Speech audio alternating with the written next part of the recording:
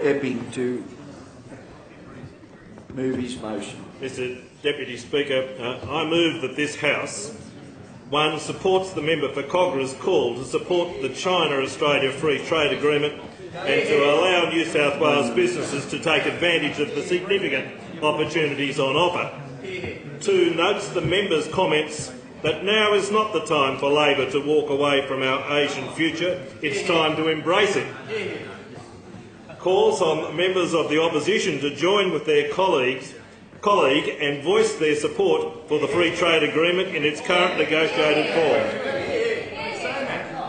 4, joins with the member for Cogra in again calling on the Federal Parliament to pass the Free Trade Agreement this year to unlock the benefits for New South Wales businesses and New South Wales-based industries. I note that the Leader of the Opposition wholeheartedly supports the motion. I do. We all do. During the recent election campaign, I came across a constituent who was voting Liberal for the first time, formerly a die-hard unionist. He believed the unions and the Labor Party had lost their way. He said to me, Labor used to be the party of workers. The member for Epping, just hold. Can we have both areas at the side of the chair be cleared, please, and close the doors? Thank you. Member for Epping. Labor used to be the party of workers, now they're the party of people who don't want to work. Well, let me tell you, the Liberal Party... The member for Epping will be heard in silence. Well, let me tell you, the Liberal Party is the party of workers. We are the party of a strong economy, we are the party of opportunity, and we are the party of creating jobs and strengthening ties with our economic trading partners. Order. Mr Deputy Speaker, as I indicated previously, the member for Parramatta moved a similar motion to the motion that I am moving today on Wednesday of last week. It was an opportunity for the Leader of the Opposition to express his support for the signing of the China Free Trade Agreement in its current Member form. for Shell Harbour.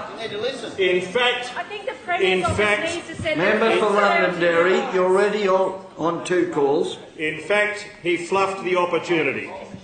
It was an opportunity to come in here and say that this was an agreement which should be signed immediately for the benefit of all Australians. In fact, we had to wait till Monday of this week to see the speech that the Leader of the Opposition should have given. It was delivered, in fact, by the member for Cogra in an editorial article in the Sydney Morning Herald. What did your hero B.A. Santa Maria say about the Chinese communists? The Leader of the Opposition is on 1 call.